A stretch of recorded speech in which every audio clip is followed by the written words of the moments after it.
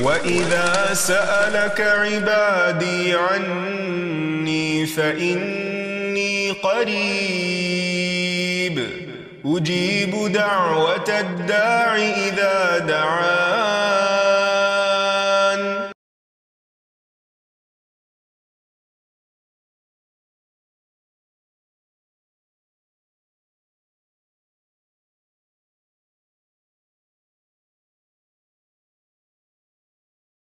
نحمده ونصلي على رسوله الكريم اما بعد فاعوذ باللہ من الشیطان الرجیم بسم اللہ الرحمن الرحیم رب اشرح لي صدری ويسر لي امری واحلل عقدۃ من لسانی یفقهوا قولی. السلام علیکم ورحمۃ اللہ وبرکاتہ. ناظرین، پروگرام دعا کیجئے کے ساتھ آپ کی خدمت میں حاضر ہیں. آج ہم انشاءاللہ جادو سے حفاظت کی دعاؤں کے موضوع پر آپ سے گفتگو کریں گے. جادو ہو یا کسی بھی قسم کی کوئی اور تکلیف، انسان کو ہمیشہ اپنے رب کی طرف رجوع کرنا چاہیے، کیونکہ ہر مشکل کا حل، ہر تکلیف سے نجات دینے کی طاقت صرف اس کے پاس ہے، کسی اور کے پاس نہیں. اور اللہ سبحانہ وتعالی خود فرماتے ہیں وَقَالَ رَبُّكُمُ ادْعُونِي أَسْتَجِبْ لَكُمْ. تمہارا رب کہتا ہے کہ مجھ سے دعا مانگو، ادعونی، میرے آگے ہاتھ پھیلاؤ، استجب لکم، میں تمہاری دعا قبول کروں گا. نبی صلی اللہ علیہ وسلم نے فرمایا کہ سب سے زیادہ عاجز وہ ہے جو دعا کرنے سے عاجز ہے، یعنی جو اپنے رب کو نہیں پکارتا. حقیقت یہ ہے کہ ہم سب رب کے محتاج ہیں اور رب ہی کے پاس ہر مسئلے کا حل ہے. اس لیے ہمیں ہر حال میں اٹھتے بیٹھتے سوتے جاگتے جب بھی تکلیف کا احساس ہو، جب بھی کسی ضرورت کا احساس ہو، فوراً اپنے رب کو پکارنا چاہیے اور پھر رب کے ساتھ ایک تعلق مضبوط رکھنا چاہیے، اور وہ رب کی یاد کا تعلق ہے. رب کی یاد دل سے بھی ہوتی ہے، زبان سے بھی ہوتی ہے، اور اس کے لیے کچھ اعمال ایسے ہیں جو رب کی یاد کا اظہار کرتے ہیں، جیسے نماز وغیرہ. تو انسان عام حالات میں بھی رب کو یاد کرتا رہے، لیکن خصوصی طور پر اگر وہ کسی تکلیف سے دوچار ہو، اس وقت اپنے رب کی طرف خوب خوب دل لگا کر دعائیں کرے، رجوع کرے اور اپنے رب سے مانگے. اللہ سبحانہ تعالیٰ بندے کی دعا ہر وقت قبول کرتا ہے، لیکن اگر کوئی تکلیف یا بیماری ہو یا جادو کی شکایت ہو تو اس کے لیے باقاعدہ طریقے پر بیٹھ کر اپنے رب کو پکارنا، قبولیت کے اوقات میں رب کو پکارنا بہت ضروری ہے، کیونکہ جتنی بڑی مشکل ہوتی ہے اس سے نجات کے لیے اتنی ہی بڑی ایفرٹ بھی لگانی پڑتی ہے. اس لیے ضروری ہے کہ اللہ تعالیٰ سے بہت اچھی طرح دعا کی جائے، گڑ گڑا کر، اور اس سے پہلے اللہ تعالیٰ کی حمد و ثنا اور تعریف کے کلمات کہنا نہ بھولیے. سبحان اللہ والحمد للہ ولا الہ الا اللہ واللہ اکبر ولا حول ولا قوة الا باللہ. سبحان اللہ، پاک ہے اللہ، اللہ ہی کی تسبیح ہے. والحمد للہ، اب سب تعریف اللہ کے لیے ہے. ولا الہ الا اللہ، اور نہیں کوئی الہ مگر اللہ. واللہ اکبر، اور اللہ سب سے بڑا ہے. ولا حول ولا قوة الا باللہ، اور کسی قسم کی نیکی کرنے کی طاقت اور گناہ سے بچنے کی طاقت نہیں انسان کے پاس مگر اللہ ہی کی مدد سے. اسی طرح کسی بھی تکلیف اور کسی بھی بیماری سے نجات صرف اللہ سبحانہ وتعالیٰ کی مدد سے ہی ہو سکتی ہے. تو جہاں تک جادو کا تعلق ہے تو اس سلسلے میں یاد رکھیے کہ جادو کے بہرحال اپنے اثرات ہوتے ہیں مگر بإذن اللہ. اور اس سلسلے میں ہمیں یہ بھی یاد رہے کہ جادو کے اثرات نبی صلی اللہ علیہ وسلم پر بھی ہوئے تھے. حضرت عائشہ فرماتی ہیں کہ نبی صلی اللہ علیہ وسلم پر جادو کیا گیا اور اس کا اثر یہ ہوا تھا کہ آپ خیال فرماتے کہ کوئی کام آپ کر چکے ہیں، حالانکہ وہ کام ابھی آپ نے نہ کیا ہوتا. لیکن اس جادو کا کوئی تعلق نبی صلی اللہ علیہ وسلم کے فرائض منصبی سے نہیں تھا. یعنی آپ کے اوپر باقاعدہ وحی آتی تھی، آپ لوگوں کو تعلیم دیتے تھے، آپ کی جتنی بھی ذمہ داریاں ہیں ان کو بہت آسان طریقے سے پورا کر رہے تھے۔ ہاں، بعض اوقات عام روزمرہ کے کاموں میں کچھ خلل واقع ہو جاتا۔ اسی طرح حضرت عائشہ رضی اللہ تعالیٰ عنہا پر بھی جادو کیا گیا۔ اس سلسلے میں عمرہ جو ان کی شاگرد ہیں وہ کہتی ہیں کہ ایک مرتبہ حضرت عائشہ بیمار ہو گئیں اور ان کی بیماری کا دورانیہ بہت لمبا ہو گیا، یعنی وہ ٹھیک نہیں ہو رہی تھی۔ اسی دوران مدینہ منورہ میں ایک طبیب آیا، یعنی علاج معالجہ کرنے والا۔ تو حضرت عائشہ کے بھتیجے ان کے پاس گئے اور انہوں نے حضرت عائشہ کا نام لیے بغیر ان کی ساری علامات بتائیں کہ وہ کس قسم کی تکلیف میں مبتلا ہیں، اور ان سے پوچھا کہ یہ کس قسم کی بیماری ہے۔ تو اس طبیب نے کہا کہ جس عورت کے بارے میں یہ علامات بتائی جا رہی ہیں ان پر کسی نے جادو کیا ہے۔ بہرحال تحقیق کرنے پر پتہ چلا کہ حضرت عائشہ کی ایک باندی تھی جس کے ساتھ انہوں نے یہ وعدہ کیا تھا کہ وہ ان کی وفات کے بعد آزاد ہوں گی۔ تو اس باندی نے آپ پر جادو کر دیا تاکہ حضرت عائشہ کی وفات جلد ہو جائے اور وہ آزاد ہو سکیں۔ بہرحال اس کے بعد حضرت عائشہ نے اس کو عربوں کے ایک مضبوط قبیلے کے ہاتھوں بیچ دیا اور اس کی قیمت کے بدلے ایک اور غلام کو آزاد کر دیا۔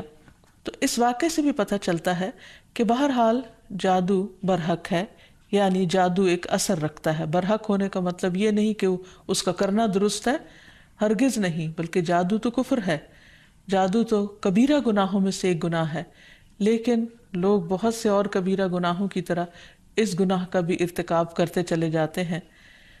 تو اس لیے اس بارے میں معلوم ہونا چاہیے انسان کو کہ یہ کس قسم کی بیماری ہے، کس قسم کی تکلیف ہے، اور اس کے مقاصد کیا ہیں اور اس کا علاج کیا ہے۔ سب سے پہلی بات تو یہ ہے کہ جادو عموماً دشمنی یا حسد کی وجہ سے کیا جاتا ہے، یا کسی سے کوئی انتقام لینے کے لیے، کوئی بدلہ لینے کے لیے، اور اس کا مقصد یہ ہوتا ہے کہ دوسرے کو تکلیف میں مبتلا کر دیا جائے۔ یہ بالکل ایسے ہی ہے جیسے لوگوں کو جسمانی طور پر تکلیف میں مبتلا کیا جاتا ہے کہ کسی کو کچھ مارا جائے ہاتھ سے یا کسی ڈنڈے سے تو جسم کو تکلیف ہوتی ہے، اسی طرح روح کو بھی تکلیف پہنچتی ہے، اور روح کی تکلیف کچھ الفاظ کے ذریعے ہوتی ہے۔ جیسے عام روزمرہ زندگی میں بھی جب کوئی ہماری تعریف کرتا ہے تو ہمیں اچھا لگتا ہے، اور جب کوئی ہمیں گالی گلوچ کرتا ہے تو ہمیں اس سے تکلیف پہنچتی ہے، اذیت پہنچتی ہے۔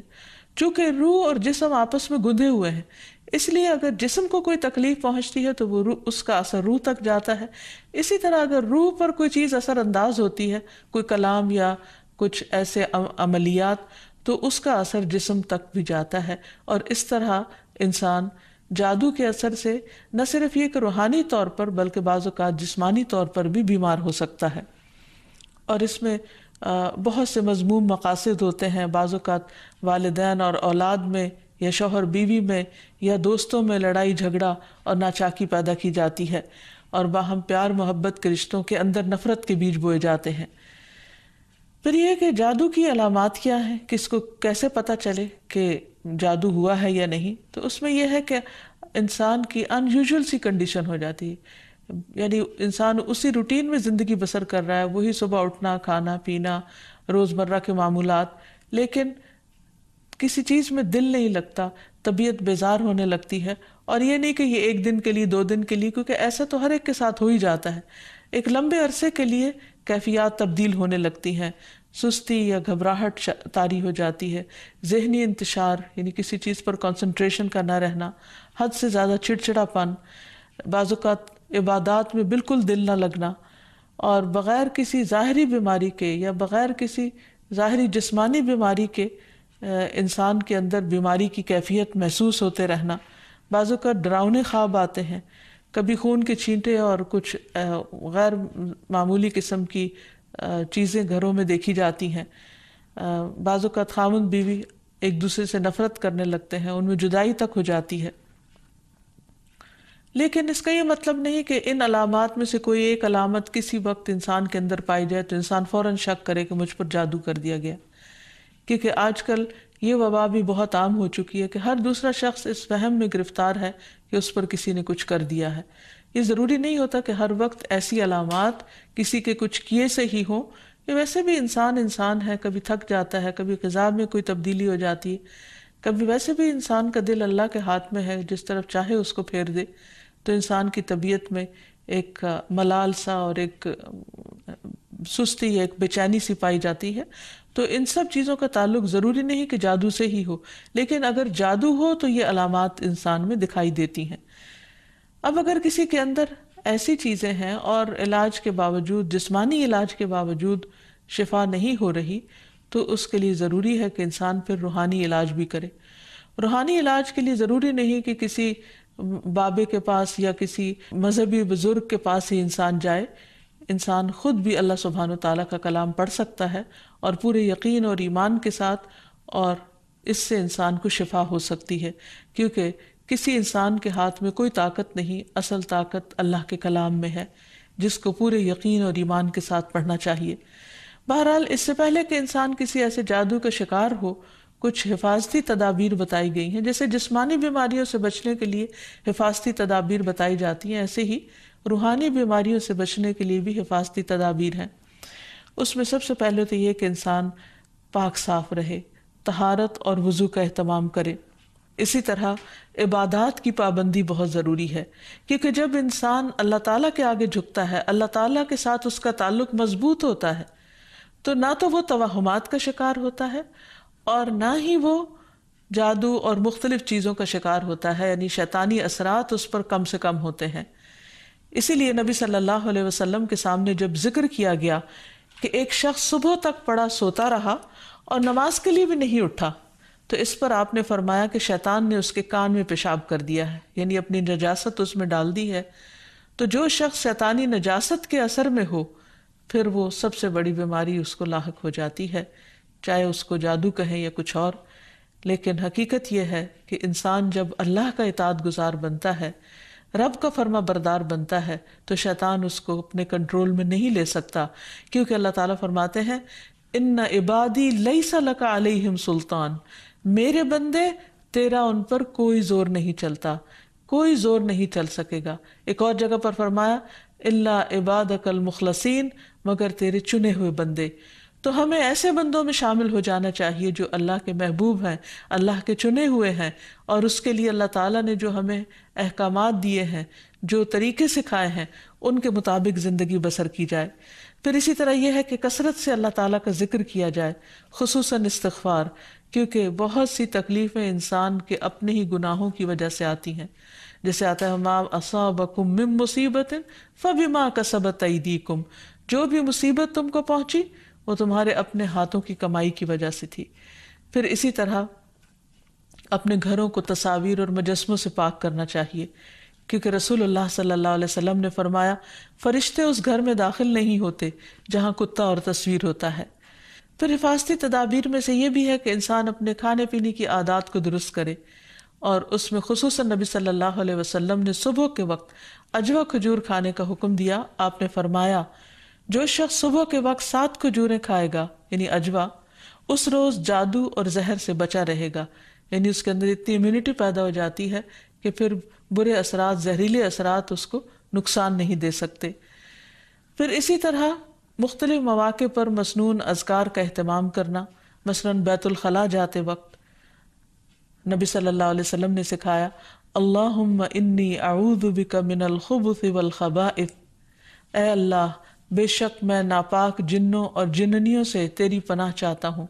کیونکہ جادو میں بھی عموماً جنات کو استعمال کیا جاتا ہے اور وہ گندی جگہوں پر رہنا پسند کرتے ہیں، اسی لیے جب کوئی بیت الخلاء جائے تو یہ دعا پڑھ لے تو انشاءاللہ اس سے ان کے شر سے محفوظ رہے گا. پھر اسی طرح آپ نے فرمایا جنوں کی آنکھوں اور بنی آدم کی شرم گاہوں کا پردہ یہ ہے کہ جب کوئی بیت الخلاء جائے تو بسم اللہ پڑھ لے، تو کوئی بھی اس کو پھر دیکھ نہیں سکتا. پھر اسی طرح شوہر بیوی کے خاص تعلق میں بھی دعا سکھائی گئی، بسم اللہ اللہم جنبنا الشیطان وجنب الشیطان ما رزقتنا. اللہ کے نام کے ساتھ میں شروع کرتا ہوں، اے اللہ ہمیں شیطان سے بچا اور شیطان کو اس چیز سے دور رکھ جو اس کے نتیجے میں تو ہمیں عطا فرمائے. تو آپ نے فرمایا کہ اگر اس کے بعد میاں بیوی کو کوئی اولاد ملے گی تو شیطان اسے نقصان نہیں پہنچا سکتا. اسی طرح تحلیل پڑھنا، لا الہ الا اللہ وحدہ لا شریک لہ لہ الملک ولہ الحمد وہو علی کل شیء قدیر، کہ اللہ کے سوا کوئی معبود نہیں، تنہا ہے، اس کا کوئی شریک نہیں، اسی کے لیے بادشاہی ہے اور اسی کے لیے تعریفیں ہیں، اور وہ ہر چیز پر قدرت رکھنے والا ہے۔ دن میں جو شخص 100 دفعہ اس کو پڑھے گا اس کے لیے 10 غلاموں کو آزاد کرنے کا ثواب ہے، 100 نیکیاں لکھی جائیں گی، 100 برائیاں مٹائی جائیں گی، اور خصوصاً اس دن وہ شام تک شیطان کے شر سے محفوظ رہے گا، اور کوئی شخص اس دن اس سے بہتر عمل کرنے والا نہیں سمجھا جائے گا سوائے اس کے جو اس سے زیادہ اس کو پڑھے۔ پھر اسی طرح انسان ہر معاملے میں جہاں بھی انسان کو مشکل ہو اللہ تعالیٰ کی پناہ میں اپنے آپ کو دے۔ تو خلاصہ کلام یہ ہے کہ انسان اپنے آپ کو مختلف طرح کے توہمات سے بھی بچائے، اور ہر چھوٹی بڑی بات کو جادو قرار نہ دے، یا کسی کام کو کرنے کا ارادہ نہ ہو تو یہ سوچے کہ مجھ پر جادو کر دیا گیا ہے اس لیے میں اس کام کو نہیں کر سکتا۔ تو یہ دراصل شیطانی وسوسے ہوتے ہیں، اس لیے ان سے بچنا بھی ضروری ہے۔ بہرحال اگر ایسے وسوسے ہوں یا حقیقت میں کوئی بیماری ہو تو اس کا علاج بھی بتایا گیا ہے، کیونکہ کوئی بیماری ایسی نہیں کہ جو قابل علاج نہ ہو۔ رسول اللہ صلی اللہ علیہ وسلم نے فرمایا ہر بیماری کے لیے دوا ہے۔ جب کسی مریض کو صحیح طریقے پر بیماری کی دوا پہنچتی ہے تو وہ اللہ تعالیٰ کے حکم سے درست ہو جاتا ہے۔ اسی طرح جادو بھی ایک بیماری ہے، اور اس بیماری کا علاج بھی قرآن و سنت میں موجود ہے۔ اس کے لیے سب سے پہلے تو یہ پتہ لگانے کی ضرورت ہے کہ کیا واقعی جادو ہے بھی یا نہیں۔ اور اس میں ہم دیکھتے ہیں کہ نبی صلی اللہ علیہ وسلم کو خواب کے ذریعے دکھایا گیا تھا کہ ان پر جو جادو کیا گیا ہے وہ کہاں پر دبایا گیا ہے، تو آپ نے اس کو نکلوایا تھا۔ لیکن ضروری نہیں کہ ہم میں سے ہر ایک کو یہ پتہ چل سکے کہ جادو ہے کہاں۔ اول تو ہو سکتا ہو ہی نہ، صرف توہم ہی ہو، ایک خیال ہی ہو کسی کا، کیونکہ بعض چیزیں انسان جب بار بار سوچتا ہے تو وہ اس کو حقیقت معلوم ہونے لگتی ہیں۔ لیکن اگر انسان کو کوئی ایسا خواب آ جائے تو ٹھیک ہے، اور اگر نہیں بھی آتا تو انسان اللہ سبحانہ وتعالیٰ کا ذکر کرتا رہے اور اس کے ذریعے علاج کرے۔ اس میں خاص طور پر شرعی دم، جسے رقیہ شرعیہ کہا جاتا ہے، آج کل مختلف قراء کی آواز میں قرآن مجید کی سلیکٹڈ آیات ریکارڈ کر دی گئی ہیں، مریض اس کو بار بار سنتا رہے تو انشاءاللہ اس کا توڑ ہو جائے گا۔ پھر اسی طرح اللہ تعالیٰ کی کتاب سے علاج، کیونکہ قرآن مجید میں آتا ہے وَنُنَزِّلُ مِنَ الْقُرْآنِ مَا هُوَ شِفَاءٌ وَرَحْمَةٌ لِّلْمُؤْمِنِينَ، اور ہم قرآن کے ذریعے سے وہ چیز نازل کرتے ہیں جو مومنوں کے لیے شفا اور رحمت ہے۔ تو قرآن مجید میں جیسے سب سے پہلے سورۃ الفاتحہ پڑھنا، کیونکہ اس کے اندر اللہ تعالیٰ سے مدد مانگی جاتی ہے، ایاک نعبد و ایاک نستعین، صرف تیری ہم عبادت کرتے ہیں اور صرف تجھی سے ہم مدد چاہتے ہیں کہ یا اللہ تو ہماری اس بیماری اور تکلیف کو دور فرما دے۔ پھر اسی طرح آیت الکرسی، کیونکہ جب انسان آیت الکرسی پڑھتا ہے تو اللہ سبحانہ وتعالیٰ کی طرف سے اس کے لیے ایک خاص محافظ مقرر کر دیا جاتا ہے، اور اگر رات کو انسان پڑھ کر سوتا ہے تو صبح تک وہ فرشتہ انسان کی حفاظت کرتا ہے۔ پھر اسی طرح سورۃ البقرہ کا پڑھنا، رسول اللہ صلی اللہ علیہ وسلم نے فرمایا سورۃ البقرہ پڑھا کرو، کیونکہ اس کا پڑھنا باعث برکت ہے، اسے چھوڑنا باعث حسرت ہے، اور اس کے پڑھنے والے پر جادوگر قدرت نہیں پا سکتے۔ یعنی جو شخص قرآن پڑھتا ہے، خصوصاً سورۃ البقرہ پڑھتا رہتا ہے، تو کسی کا جادو اس شخص پر اثر نہیں کرتا۔ پھر اسی طرح معوذات پڑھنا، رسول اللہ صلی اللہ علیہ وسلم نے فرمایا صبح اور شام 3 بار معوذات کہہ لو تو یہ تمہاری ہر چیز سے کفایت کریں گی، یعنی سورۃ الاخلاص، قل اعوذ برب الفلق اور قل اعوذ برب الناس۔ اس کے علاوہ بھی مریض قرآن مجید کی تلاوت کثرت کے ساتھ کرتا رہے، اور پھر اگر ہو سکے تو بیری کے پتوں کو پانی میں ملا کر اس پانی سے غسل کر لے، اس کو بھی ایک مؤثر علاج کے طور پر بتایا گیا ہے۔ لیکن اس کے ساتھ ساتھ انسان غیر شرعی طریقوں سے مکمل طور پر پرہیز کرے، کیونکہ اس سے انسان کے ایمان اور عقیدے میں خلل واقع ہو جاتا ہے۔ رسول اللہ صلی اللہ علیہ وسلم نے فرمایا جس نے حرام چیز کے ساتھ علاج کیا اللہ تعالیٰ اس کے لیے اس میں شفا نہیں بنائے گا، یعنی اس کو پھر فائدہ نہیں ہوگا۔ پھر اسی طرح جادو کا علاج جادو سے نہیں کرنا چاہیے، یعنی اگر انسان کو کبھی ایسا وہم ہو تو جادوگروں کے پاس نہ جائے یا ایسے طریقے اختیار نہ کرے جو ہمارے دین میں نہیں یا ہماری شریعت کے خلاف جاتے ہیں۔ رسول اللہ صلی اللہ علیہ وسلم نے فرمایا جو جادو کرے یا جادو کروائے یا جو کسی کاہن کے پاس آئے اور اس کی بات کی تصدیق کرے تو اس نے اس چیز کا انکار کیا جو محمد صلی اللہ علیہ وسلم پر نازل ہوئی۔ اسی لیے غیر شرعی جھاڑ پھونک سے مکمل اجتناب کرنا چاہیے۔ نبی صلی اللہ علیہ وسلم سے نشرہ کے بارے میں دریافت کیا گیا تو آپ نے فرمایا یہ شیطانی عمل ہے۔ اور نشرہ کیا ہوتا ہے؟ جن یا جادو اتارنے کے لیے شرکیہ یا جاہلانہ منتر پڑھنا اور یا پڑھوانا۔ تو ایسے الفاظ جس کا بعض اوقات معنی معلوم نہیں ہوتا اور یہ بھی نہیں پتہ ہوتا کہ اللہ تعالیٰ کو پکارا جا رہا ہے یا کسی جن یا کسی اور شیطان کو پکارا جا رہا ہے اور اس سے مدد لی جا رہی ہے، تو اس لیے کسی بھی ایسے کلام کو پڑھنا یا کسی سے پڑھوانا درست نہیں۔ پھر اسی طرح کاہنوں اور نجومیوں کے پاس جانے سے منع کیا گیا۔ نبی صلی اللہ علیہ وسلم نے فرمایا جس نے کسی نجومی کے پاس جا کر اس سے کسی چیز کے بارے میں سوال کیا تو اس کی 40 رات کی نمازیں قبول نہیں ہوگی، یعنی اس نے اپنے دین کی بربادی کر لی۔ تو اس لیے کسی کے پاس جانے کی بجائے خود انسان زیادہ سے زیادہ قرآن مجید پڑھے، اور اگر وہ پڑھا ہوا نہیں تو آج ہر طرف بہت سی کیسیٹس اور سی ڈیز اور ایسی چیزیں ملتی ہیں کہ جس سے انسان قرآن مجید کی تلاوت مسلسل سن سکتا ہے۔ ہو سکے تو مکمل قرآن مجید ایک ایک ہفتے میں سن کر اپنے بیماری کا علاج کیا جائے۔ پھر اسی طرح یہ ہے کہ باقی دعائیں بھی جو جادو کے توڑ کی بتائی گئی ہیں ان کو پڑھتے رہنا انسان کو فائدہ دیتا ہے۔ اور آخر میں یہ 2 خاص دعائیں جو نبی صلی اللہ علیہ وسلم نے جنات اور جادو کے شر سے بچنے کے لیے سکھائی ہیں، ان کو بار بار پڑھتا رہے، صبح و شام پڑھتا رہے حتیٰ کہ افاقہ ہو جائے۔ پہلی دعا ہے اعوذ بکلمات اللہ التامات التی لا یجاوزہن بر ولا فاجر من شر ما خلق وذرأ وبرأ ومن شر ما ينزل من السماء ومن شر ما يعرج فيها ومن شر ما ذرأ في الأرض ومن شر ما يخرج منها ومن شر فتن الليل والنهار ومن شر كل طارق إلا طارقا يطرق بخير يا رحمن۔ میں اللہ کے کامل کلمات کے ساتھ پناہ چاہتا ہوں جن سے آگے نہ تو کوئی نیک اور نہ ہی کوئی برا شخص بڑھ سکتا ہے، ہر اس چیز کے شر سے جس کو اس نے بنایا، پیدا کیا اور پھیلایا، اور ہر اس چیز کے شر سے جو آسمان سے اترتی ہے، اور ہر اس چیز کے شر سے جو اس میں چڑھتی ہے، اور ہر اس چیز کے شر سے جسے اس نے زمین میں پیدا کیا، اور اس چیز کے شر سے جو اس سے نکلتا ہے، اور رات اور دن کے فتنوں کے شر سے، اور رات کو آنے والے کے شر سے، سوائے اس کے جو خیر کے ساتھ آئے، اے رحم فرمانے والے۔ تو یہ دعا اور ایک اور دعا جو شدید جنات کے حملے سے بچانے والی دعا ہے، جس کے بارے میں کعب الاحبار کہتے ہیں کہ اگر میں یہ چند کلمات نہ پڑھتا تو یہود مجھے گدھا بنا دیتے۔ لوگوں نے پوچھا وہ کلمات کیا ہیں؟